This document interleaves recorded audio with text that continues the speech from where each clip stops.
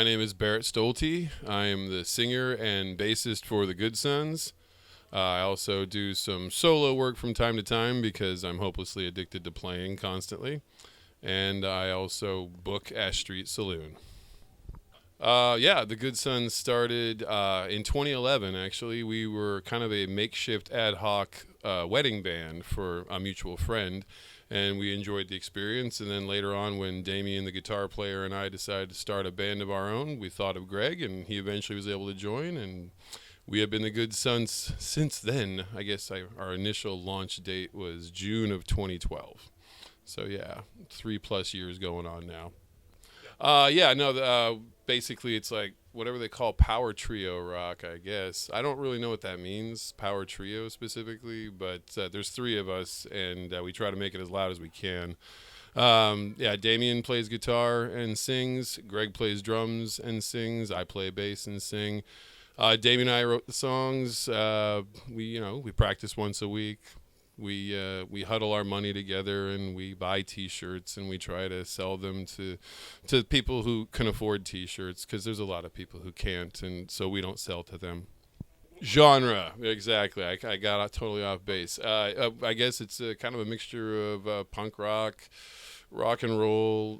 We just usually say rock and roll because it's a really generic term that doesn't tie in anything, and we don't really dress a specific way or do anything really specific. So it's a nice umbrella term to just kind of, tell people, oh, I'm in a rock and roll band. Oh, okay, well, that tells me nothing. Exactly. See you at the show.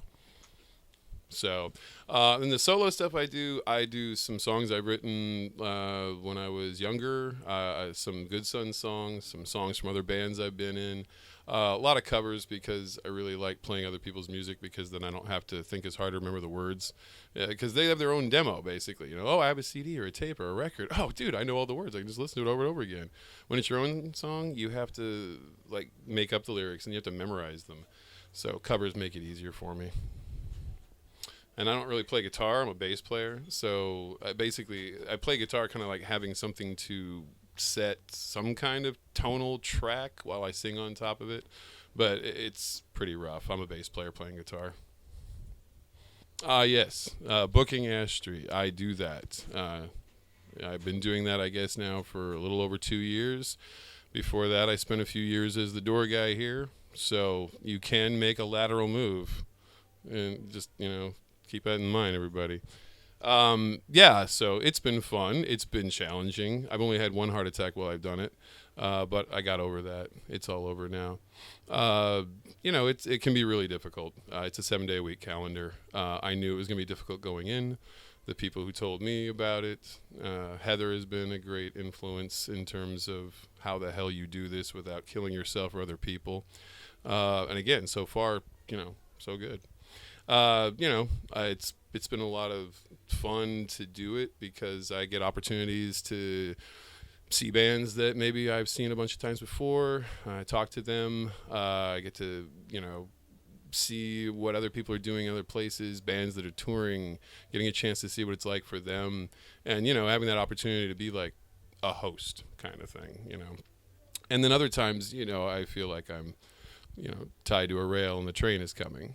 So today's a good day, though, so we picked a good one. Well, a 7-day-a-week calendar is the number one challenge, I think, at Ash Street.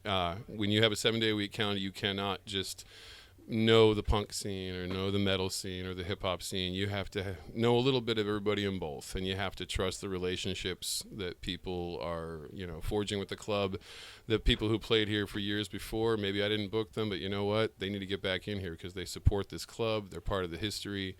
And I think, if I can offer that one observation, the reason Ash Street's been around for 21 years in various forms is that loyalty and the fact that the people who do play here do come back, and it isn't one genre. If it was one genre, we would fold in a month. There's just no way. So it goes back to the adage, they say a good businessman never produces their own taste. I have zero taste, so it works out perfectly. Other challenges, I think obviously a lot of bar closures and a lot of venue closures, you would think that means there's this huge pool then of bands to then attract to the club. And to a degree, that is true. But in addition to that, how people are consuming live music is really changing. And I don't profess to know what that change is or what it's going to be, but I'm trying to run with it. But the way people consume live music is just not the same. Going to a venue, or even bands thinking about contacting venues to play, they're not even necessarily thinking that. Why would you do that when you can have a house party or the bar down the street? They got a shitty PA, but for minimal effort, you can have a bunch of friends at a bar on a Friday night. You thrash around, it's a good time. You made a couple bucks, the bar made money, and you had a good time.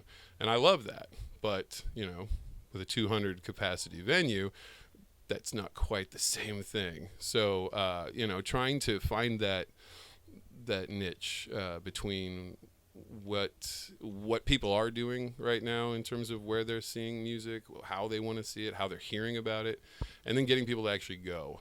These are the challenges. I'm trying.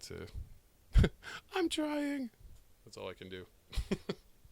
Well, I've lived here all my life. I'm one of those people. I was actually born in Hillsboro. My band played at the X-Ray. I went to shows at La Luna, blah, blah, blah. It's like the classic story, but it was fun, by the way. It was. It's still fun. The difference is, a lot of these totems that we've had in town for many years are gone, and I miss them too. I had a great time at Katie O'Brien's for the period that Jimmy had that going on. I played many shows at Slab Town over the years, before Doug owned it, after, and I miss these places. I want places like that around. I like playing at places like that. I think it'd also be interesting to book a place like that, because then you have like 3 days to book. What do you do with the rest of your week? You work another job. Holy shit. Part of it, again, it goes back to the fact that how people consume live music has changed so much. The diversity of the genres in town. It's hard for one venue to maintain one genre, and if you can, you have to have a limited calendar. But I don't know. I think that it's a combination of, yes, Portland's changed. People talk about gentrification. People talk about, the real estate crisis, and all these things are valid. But there's also something to be said for sometimes things just end. It's just their time. And sometimes people don't make good business decisions. Sometimes, you have something like what happened with East End, something they had no control over in terms of that fire. And, the decision then I'm sure became, do we want to put a lot of money and effort into trying to get this back, or do we want to see this as a sign? So I can understand going either way with that. So it's hard to pin it to one thing. But, I don't want to be reactionary and just instantly say, oh, gentrification, or, oh, this, because there's a lot of factors, you know what I mean? And sometimes, sometimes people are in a spot where you're doing the best you can and it can't work. And, geez, I don't want that to be me. So I'm going to just make sure real quick. That's the thing. I can talk all day about, I can blue sky any kind of theory, but the truth is I don't really know much more than anybody else. This job that I do is as much to do with waking up on time and being focused and drinking enough tea as it is, actually knowing anything about music or anything about bands. You know what I mean? It really is a matter of just sitting down and doing it, and contacting and keeping the information straight. And I don't even do it that well. So I have improvements to make. But yeah, other people may know more than me, but I try to pretend I don't know more than I do. So I'm trying to look past the light at this point. I'm like, Jesus, it's like, I know I'm becoming one with V'ger. It's like Star Trek the motion picture. Cutting loose.